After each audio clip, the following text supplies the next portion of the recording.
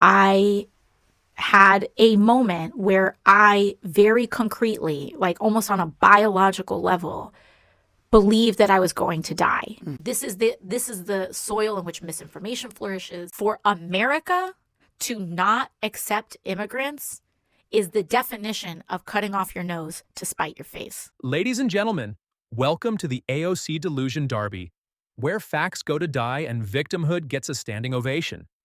First up, her Oscar-worthy bathroom breakdown during January 6th. Spoiler, she evacuated before rioters arrived. Next, tears over right-wing misinformation while ignoring the Hunter Biden laptop blackout. Finally, economic genius claiming farms will collapse without illegals. Reality check, 74% are legal. Strap in, this circus is just getting started. AOC, she's dealing with stuff. Yeah. And so we talked about that, right? Because I'm Yeah. a big proponent of therapy. Yeah. And what happened was that it was months after January 6th. Yeah. Right? That was just like 4 or 5 months after January 6th. And so we talked about, because they came after you on January 6th. And, you're like, I'm a young woman just kind of running for office, doing my thing. And now these people literally want to hang me. Yeah. Yeah. So tell us where you are right now, considering that Donald Trump has now pardoned the people who were coming after you. Yeah. That day changed me. There was a before that day and there was an after that day. I had a moment where I very concretely, like almost on a biological level, believed that I was going to die. And we're off. AOC spins a horror movie about being hanged, despite evacuating 18 minutes before rioters breached the Capitol. But hey, why let facts ruin a good martyr story? Next, she'll claim the Tooth Fairy stormed the building. Smash like if you're already cringing. Subscribe for the full circus. Share to expose the drama.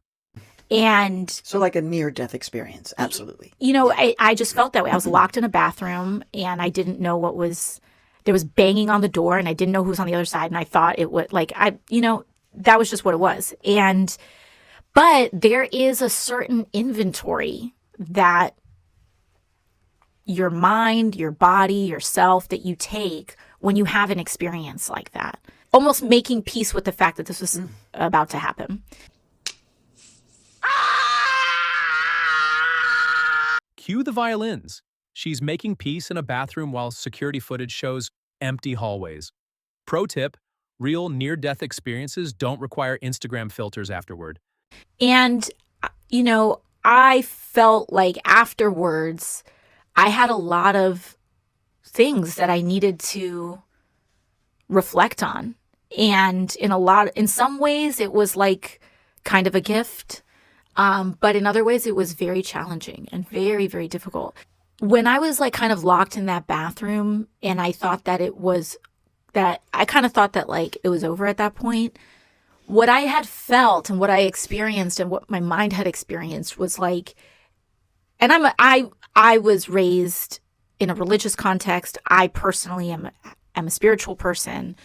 And I felt like, you know what, if I'm going to be taken in this moment, then that means people are going to be okay. It means that is what is supposed to be. And that I just had this feeling like they'll take it from here. And I say that because now, Trump pardoned virtually all the January 6th insurrectionists, including hundreds with violent records, including specifically people who were arrested with specific threats against my life personally. And I don't want to give them my fear. This isn't flying, this is falling with style. Saint AOC has spoken. She's comparing herself to Jesus while blocking border walls. Quick math. Trump deported 23,000 criminals. She blocked wall funding to pose for Vogue. Priorities. I'm not going to give them my fear.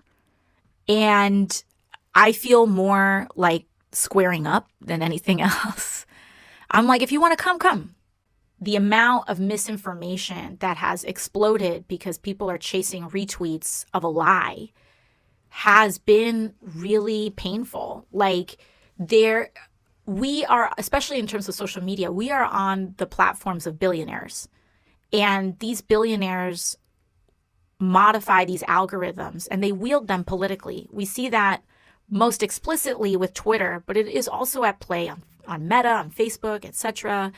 And, you know, I think it was really hard watching people and communities that I am aligned with fall for right-wing misinformation. If you did not listen to a single Trump rally, if you weren't listening to how they were talking to people this time around, you would miss that the Trump campaign was talking to people very differently this time around than they did the first time around. I think they've learned from their mistakes.